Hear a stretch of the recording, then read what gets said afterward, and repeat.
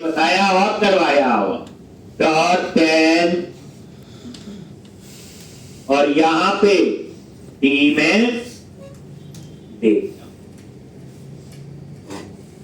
और यहां पे अलर्ट मैसेज आ जाएगा डी डॉट डेटा कीवर्ड है और मैसेज में क्या होगा एम्प्लॉय क्रिएटेड और उसके बाद कॉल करना किसको गेट और अगर कोई एरर आएगी तो कहां जाएगा कैच में।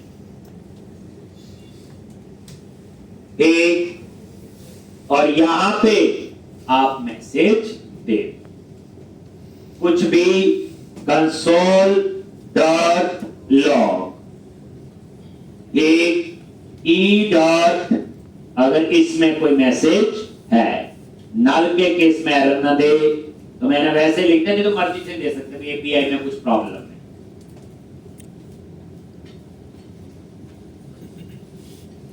ये देखो एक बार पहले नजर मार लो कोई एरर तो नहीं है क्लिक किया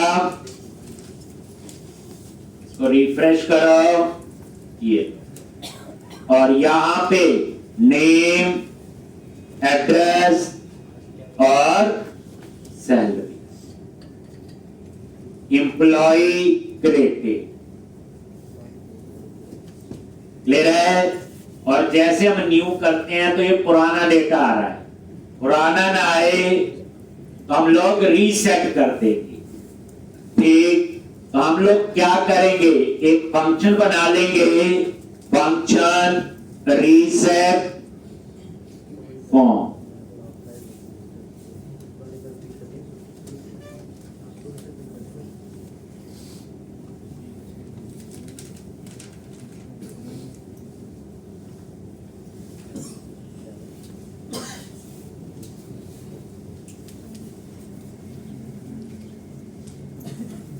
सेट फॉर्म और यहां पे नेम एम्प्टी कर दिया एड्रेस एम्प्टी और सैलरी कर दी 0 और इस रीसेट फॉर्म को यहां पे कॉल कर लिया और उसके बाद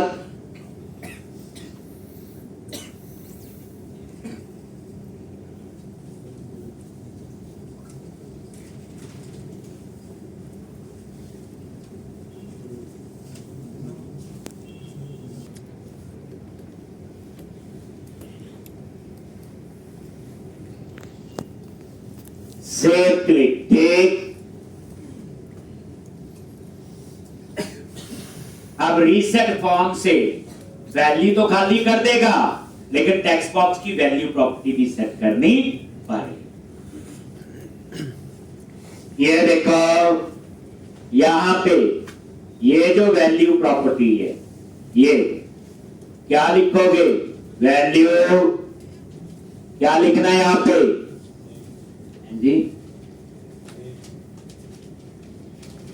फॉर्म डॉट नेम प्रैक्टिस अच्छी नहीं की हुई फॉर्म ऑब्जेक्ट है 3 मेंबर है नेम एड्रेस और ये जो मैंने सम मल्टीप्लाई में यही चीजें करवाई वही यूज हो रही हैं। ठीक फिर इसमें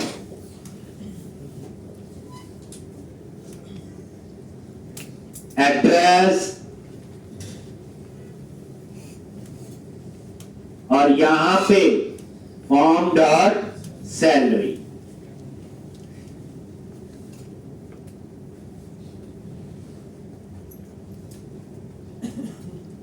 और ये देखो रिफ्रेश ऐड अभी खाली है। ठीक मैंने यहां पे एक रिकॉर्ड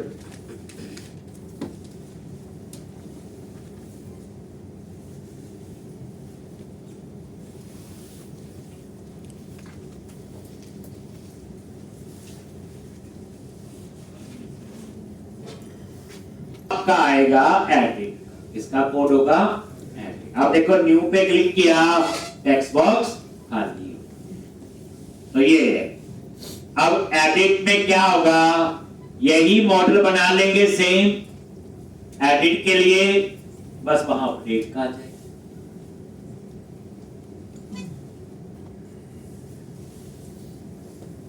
ठीक, अब यहां पे यही सेम जो आपका सेव का मॉडल है यही है ना बच्चे, ये देखो इसको कॉपी कर लिया और यहां पे किसका एडिट,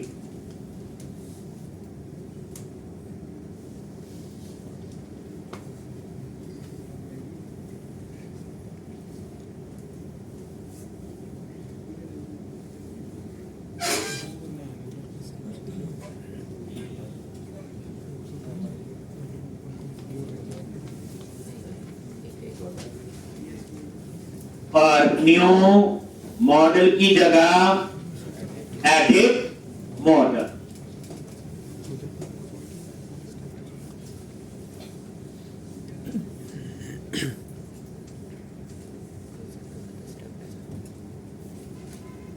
न्यू एम्प्लॉय की जगह एडिट एम्प्लॉय।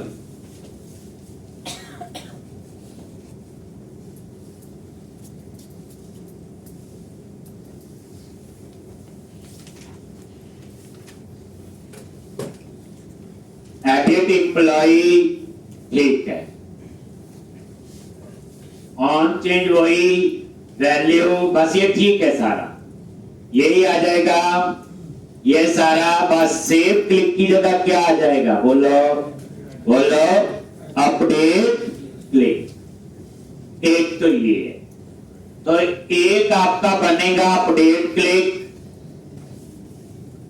और एक आपको एडिट क्लिक पे कॉल करना है, बस दो ही है।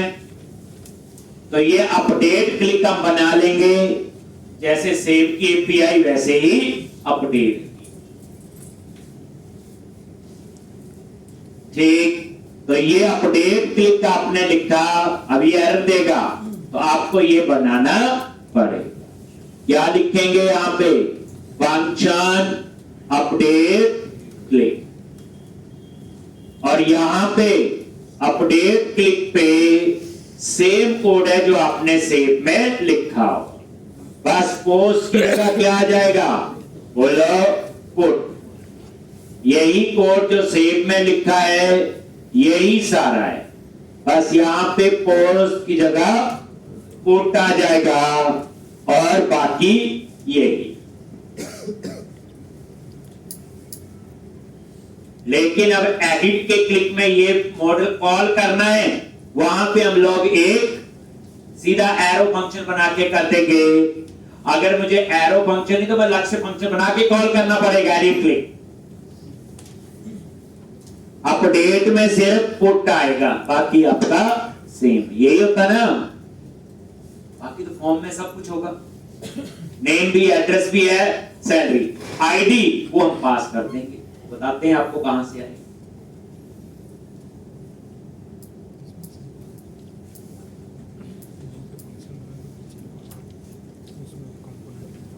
क्या मुश्किल चीजें, कोई भी नई चीज पढ़ लो।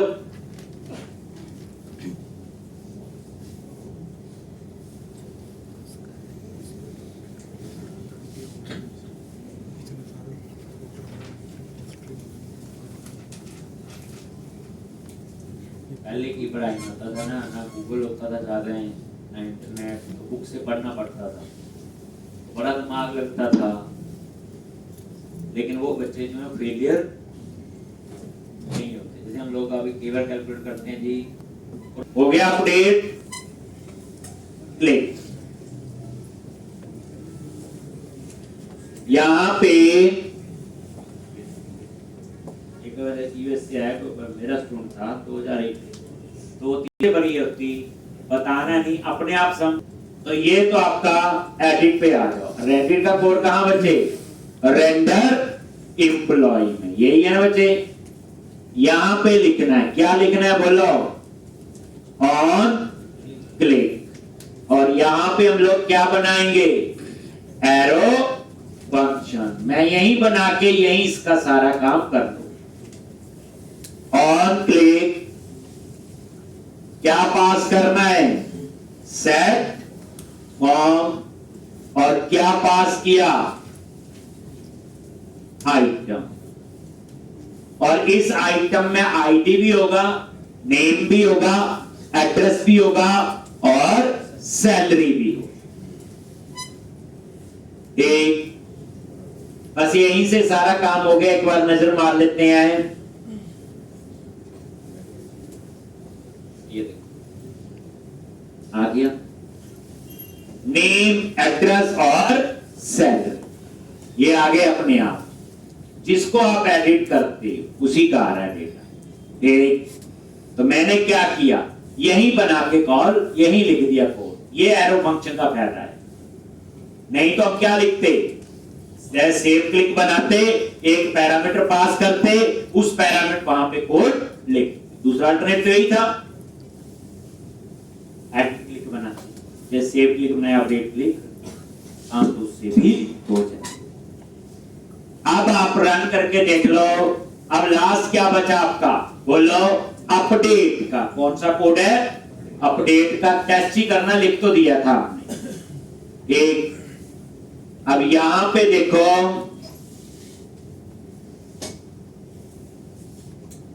एडिट, ये अपडेट सेव चेंजेस नहीं हुआ, नहीं हुआ अपडेट। देखें एस में console.log लिखा हुआ, इंस्पेक्ट कंसोल, ये देखो यहां लिखा है रिक्वेस्ट फेल विद स्टेटस 404। 404 का मतलब वो नहीं मिला। एक 404 का मतलब नहीं मिला, नीचे लिखा आ रहा है। तो इसका मतलब क्या हुआ, ध्यान से देखना। हम जहां से पास कर रहे हैं, ये आइटम पास किया, ठीक। इस आइटम में 4 चीजें हैं, नेम, एड्रेस, सैलरी, और चौथा क्या है, अंडरस्कोर आईडी। क्या है, अंडरस्कोर आईडी। अगर आपको देखना है तो आप यहां पे अलर्ट करके आइटम डॉट अंडरस्कोर आईडी देखोगे, उससे आएगा। तो जब आप डाटा यहां से पास करोगे तो आइटम में क्या क्या था, अंडरस्कोर आईडी, नेम, एड्रेस और सैलरी। अब ये डाटा जाएगा आपका कहां पे, बैकएंड में। ये क्लाइंट और ये सर्वर। हो सकता है इसने बैकएंड पे भी एरर दी हो, देखें ये कमांड प्रॉम्प्ट था, नहीं यहां नहीं दी। ठीक, अब यहां आगे कंट्रोलर में एम्प्लॉय, और ये देखो अपडेट का जहां लिखा हुआ कोड, ध्यान से देखो। अपडेट एम्प्लॉय में जो ये मेरे आईडी पास हुआ है, उसका नाम क्या लिखा हुआ, आईडी। यहां मेरे को क्या लिखना है, अंडरस्कोर आईडी। क्यों लिखा, फिर देखो, जब आपने सेट फॉर्म में आइटम पास किया, आइटम में डाटा कहां से आ रहा है, टेबल से। तो टेबल में तो आईडी वाले कॉलम का नाम क्या है, अंडरस्कोर आईडी, इसलिए वो एरर देगा। अंडरस्कोर आईडी, ये अपडेट एम्प्लॉय में यहां पे। अब इसके पीछे रीजन क्या था, दोबारा देख लो। रिक्वेस्ट और body dot underscore ID, update employee में जाके चेक कर लो, कंट्रोलर में जो हमने कल लिखा था या परसों, ठीक।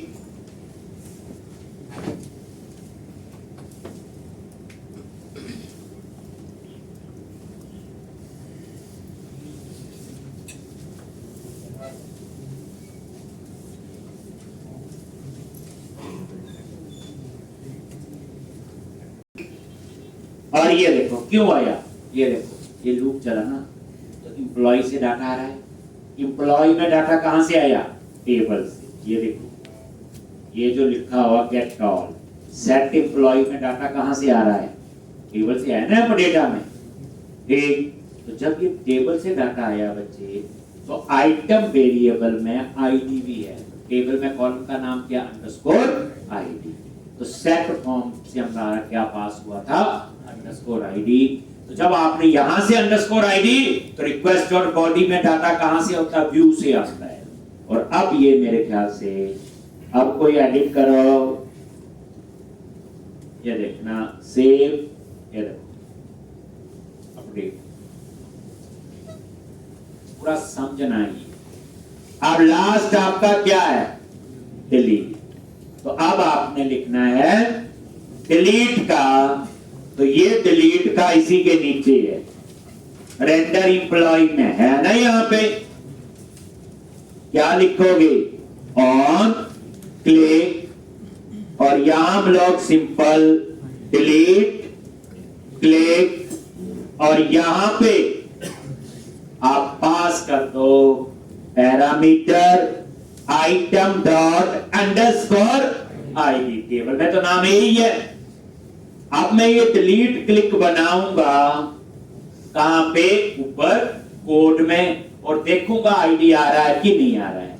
अगर ये आईडी आ रहा है तो ये ठीक है।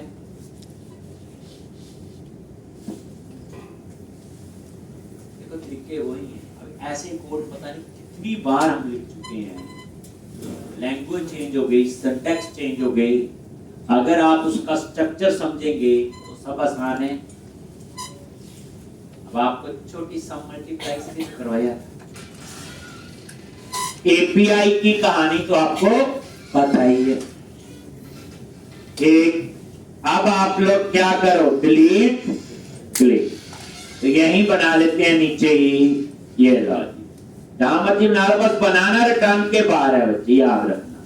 यहां ये आईडी पास कर दिया, हम अलर्ट में चेक कर लेते हैं कोई एरर तो नहीं। ये लॉजिक क्लिक किया, ये देखो आ गया, लेकिन वो अपने आप ही कॉल हो रहा है। क्या आ रहा है ये देखो बार बार कॉल हो रहा है, देखो अपने आप ही। तो इसके लिए क्या करना है, तो जब हम लोग यहां ब्रैकेट लगा देते हैं, तो इसको एरो फंक्शन बनाओ। क्या बनाओ, एक तो ये और ये और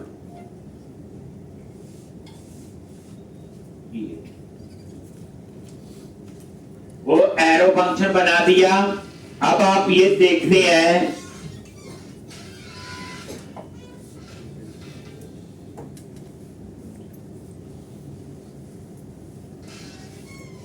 ये रिफ्रेश, ठीक है ना। ये देखो एक बार क्लिक हो रहा तो एक ही आ रहा है। एक बेसिकली वो बाय डिफॉल्ट ऑटो कॉल होता रहता है जब हम ब्रैकेट लगा देते हैं। फिर मैंने यहां क्या किया, एरो फंक्शन बना के उसके अंदर कॉल कर लिया। तो एरो फंक्शन अपने आप कॉल नहीं होता, नॉर्मल फंक्शन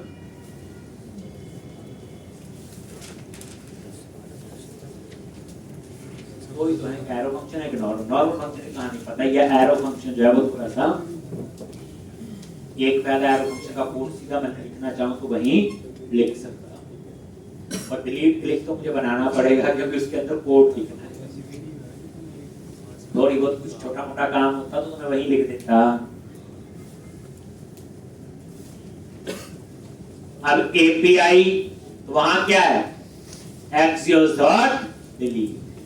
क्या लिखना है, Axios dot delete.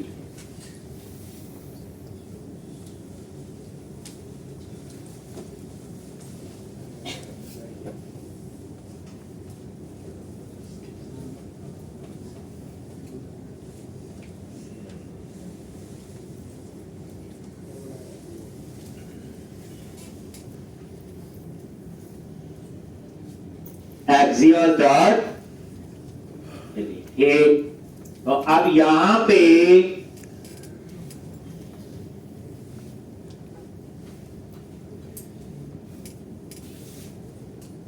Axios dot delete लेना जी। अब यहां पे तो डिलीट क्लिक तो हमने नीचे लिखा ही हुआ, अब आईडी ये आ रहा है बस। अब यहां क्या लिखते हैं बोलो, एक्सियोस डॉट डिलीट और यूआरएल। तो ये यूआरएल ये भी नीचे लिखा हुआ, ये उठा दो, आ गया। बट इसमें हमें एक पैरामीटर पास करना है, तो थोड़ा सा तरीका अलग होगा बच्चे, ध्यान से। डेटा कीवर्ड है, करली ब्रैकेट, और ये आईडी जो है ये है जो वहां पे है नाम, और ये आईडी हम पैरामीटर से पास करेंगे डॉट। देन तरीका देख लो कैसे पास किया आईडी, सिंटैक्स है ये। और यहां पे alert D dot data dot message, और किसको कॉल कर लिया, गेट ऑल, कैच,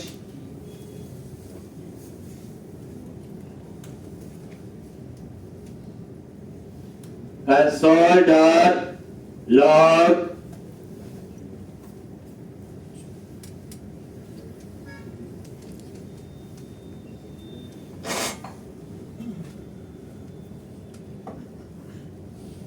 एक, और यहां पे ई डॉट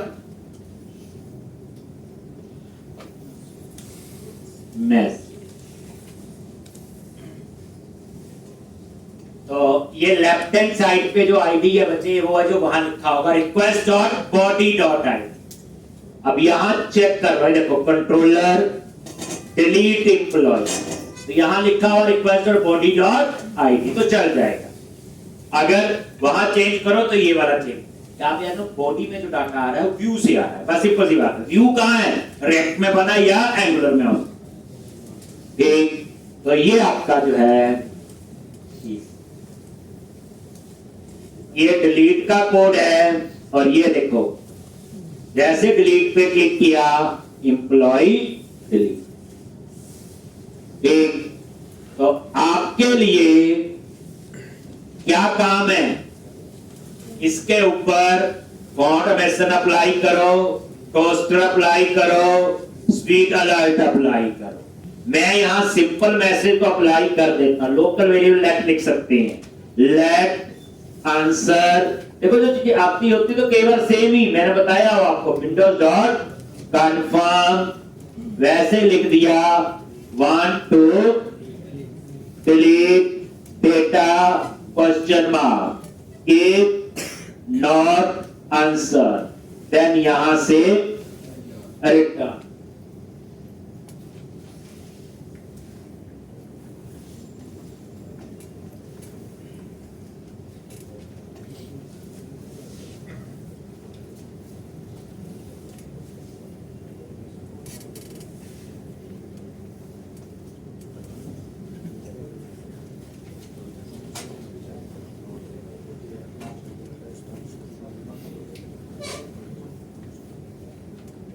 और यहां पे ये देखो मैसेज आ गया, कैंसल कुछ नहीं, ओके, और ये हो गया डिलीट, ऐसे लिख, ठीक है जी।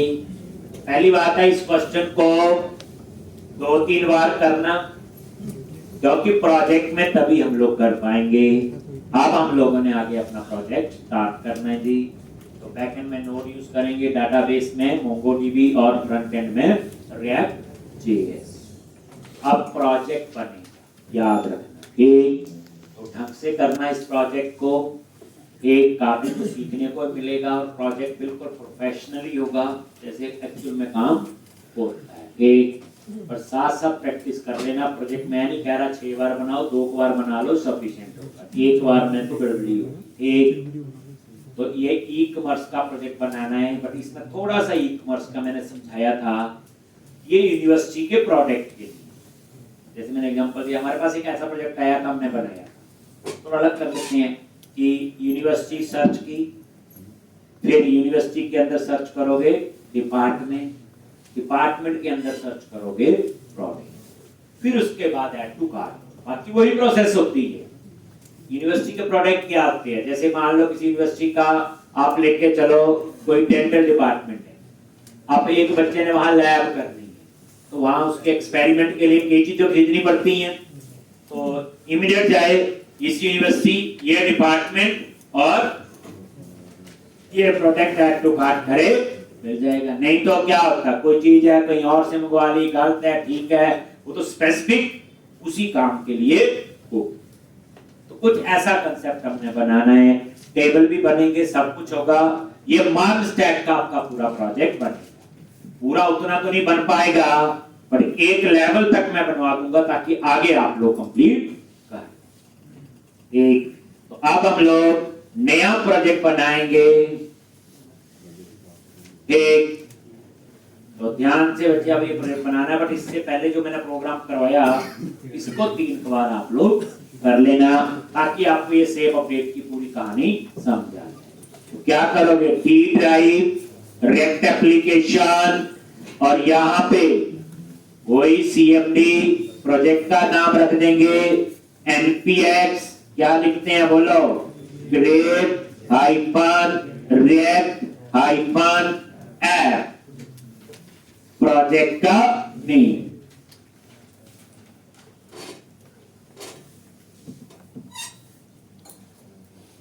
क्रिएट रेक्ट ऐप, अब प्रोजेक्ट का नाम रख दिया e com project underscore 1031, e com project underscore 1031, enter press करो तो ये प्रोजेक्ट आपका बन।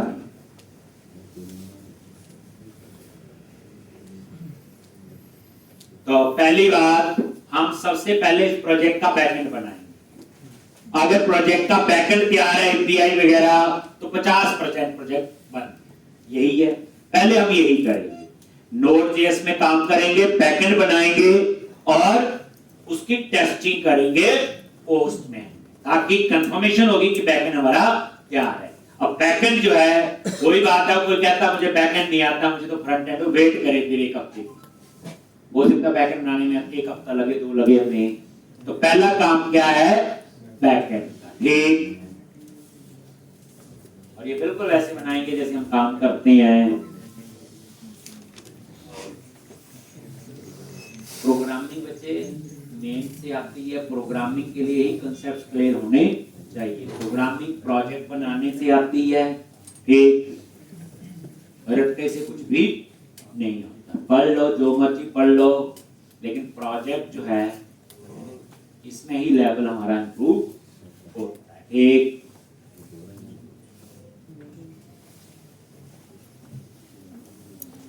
आजकल आईटी में थोड़ा सा डाउनफॉल है, बताइए आप लोगों को। पहले दिन ही मैंने बताया था, जहां जॉब मिले, छोटी बड़ी कंपनी कुछ नहीं देखनी, नहीं तो गड़बड़ी हो जाएगी। एक जहां मौका मिले वहां पे ज्वाइन कर। मेरे पास भी कई बच्चे आते हैं कि नहीं सर ये छोटी है कंपनी, 12 लोग हैं, मतलब कर लो, यही बहुत है। हमें सिर्फ एक ही चीज देखनी है, हमें नॉलेज, हमारा स्किल अपडेट होना चाहिए। और जब हमारा स्किल अपडेट होगा, अच्छा होगा, पैसे भी फिर अपने आप ही अच्छे हो जाएंगे। प्रेशर को तो रख ले, वही बहुत है। अभी एक बैच में बच्चा है मेरे पास, इसी आसपास की यूनिवर्सिटी से।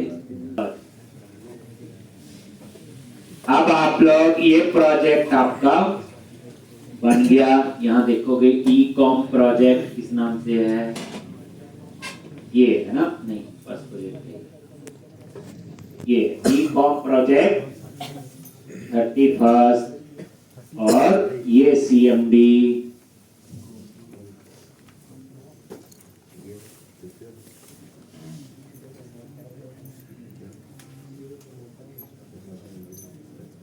न्यू फोल्डर और सर्वर, फिर new folder client, new folder server,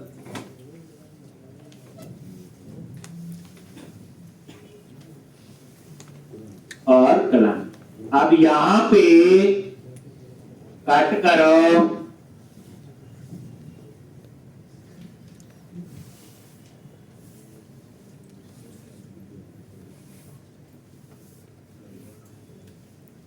एक सर्वर फोल्डर को छोड़ के सारा कुछ पेस्ट कर दो कहां पे, क्लाइंट। ये तो क्लाइंट में अपने सारा रेक्ट.जेएस का तामझाम रख। एक बार टेस्ट कर लेते हैं, कई बार कुछ गड़बड़ी ना हो गई हो। तो क्लाइंट और ये सर्वर तो खाली है। तो अब एक बार देखो कोड क्लीन बिल्कुल होना चाहिए, और यही तरीका मैंने करवाया। अब क्या करना आपने, बोलो सीडी क्या आएगा, क्लाइंट npm start।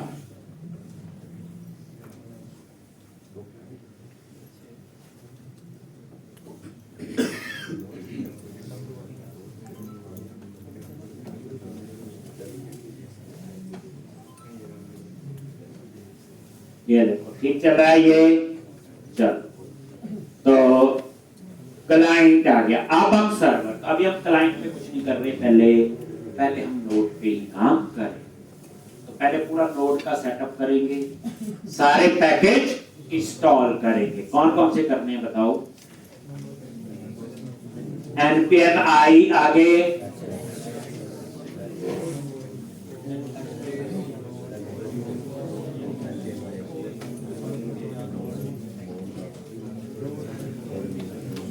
पहली लाइन से बोले npm i एक्सप्रेस, दूसरी लाइन से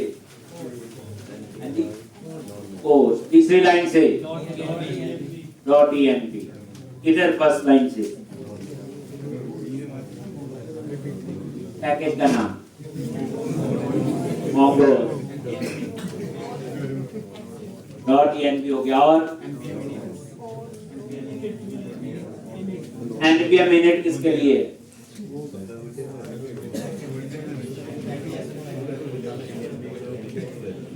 npm init किसके लिए,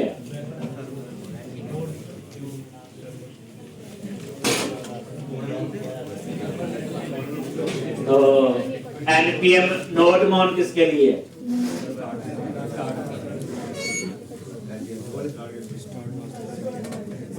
npm express किसके लिए,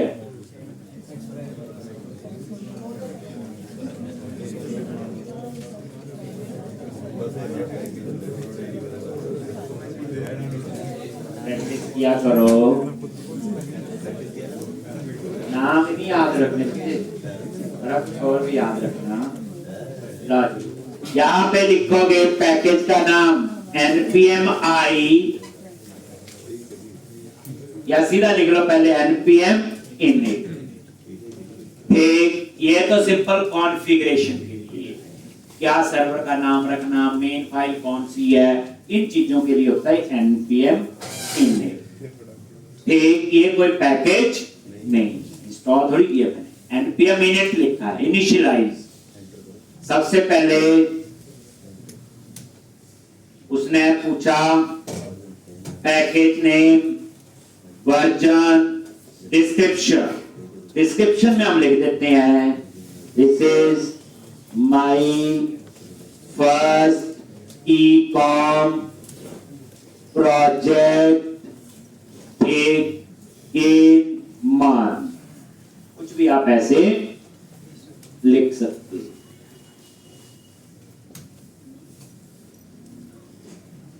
एंट्री पॉइंट वाली फाइल कौन सी है, बोलो index.js। टेस्ट कमांड रहने दो, git repository, keyword, author, cs दे दिया, लॉन्च। ठीक, तो npm init, उसके बाद कौन कौन से पैकेज, जल्दी बोलो। npm i, एक चाहिए एक्सप्रेस, दूसरा कौन सा है, कोर्स, तीसरा कौन सा है, .env, चौथा कौन सा है, mongoose, पांचवा कौन सा है जी, nodemon, छठा कौन सा है जी, multer, enter। एक ऐसे एक लाइन में लिख सकते हैं। जो मल्टर पैकेज होता है वो इमेजेस के लिए होता है, वो नया पैकेज इसमें यूज होगा, इमेजिंग, जैसे यूनिवर्सिटी की इमेज है, मल्टर होता है उसके लिए, और ये सारे पैकेज आपके इंस्टॉल हो। एक लाइन में लिख दिया, लिख सकते हैं हम लोग ऐसे, अलग अलग तो लिख सकते हो। यहां देख लो, सर्वर पे गए,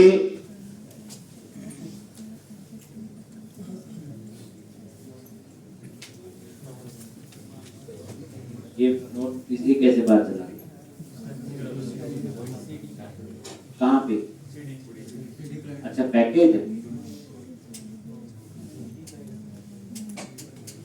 हाँ ये सीधे मैंने यहीं पे लिख दिए, सीडी सर्वर लिखना है, क्या लिखना है, सर्वर, और यहां पे ये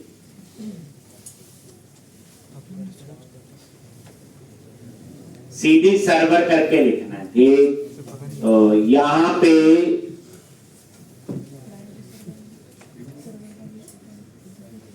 इसको भी उठा के सर्वर में डाल दो।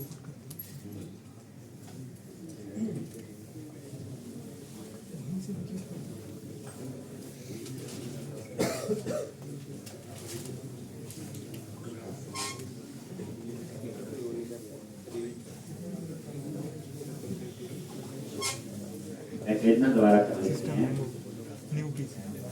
पूरी साइकिल भी डिलीट टू, अब सर्वर में कुछ नहीं है ना, कुछ भी। तो अब आप एक बार सीडी सर्वर मैंने लिख दिया था, पहली कमांड क्या लिखने की, npm init, एंटर प्रेस किया, डिस्क्रिप्शन,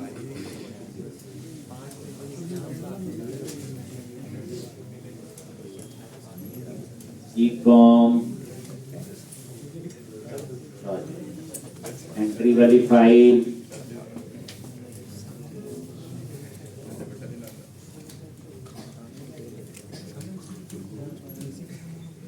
एक, और उसके बाद सारे पैकेज,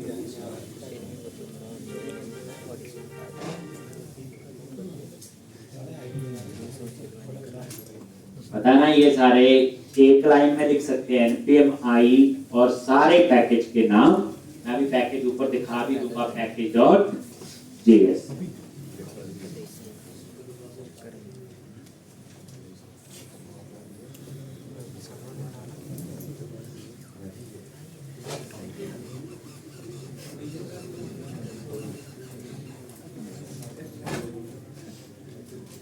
देख लेते हैं एक बार, ये देखो यहाँ पे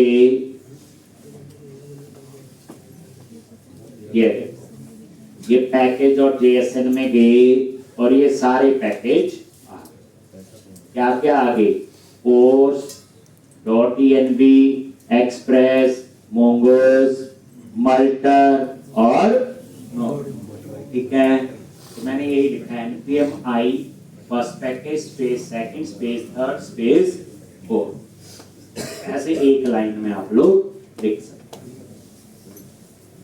मेरा जी, अब यहां पे क्या चेंज करना है बोलो, यहां पे सबसे पहले लिखेंगे ये टाइप मॉड्यूल। ये क्यों लिख रहे हैं, क्योंकि यहाँ पे मैंने बेसिकली नोड में जो सिंटैक्स यूज करने हैं वो रिएक्ट, कॉमा यहां आपने लिखना है, ठीक, यहां पे स्टार, और क्या लिखेंगे, नोड मॉन, फाइल का नाम index.js, ये जो ऊपर मेन फाइल हो। और अब हम लोग index.js फाइल बनाएंगे और वहां पे पूरी कॉन्फ़िगरेशन करेंगे, और एक हम env फाइल बनाएंगे जो इन्वायरमेंट वेरिएबल के लिए होगी, ठीक।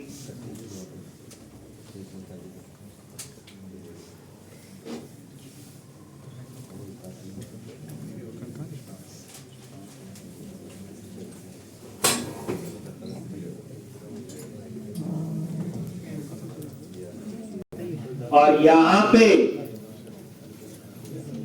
तो अब आप लोग सर्वर पे जाओ और यहां एक फाइल बना लो जिसका नाम क्या रखेंगे, index.js।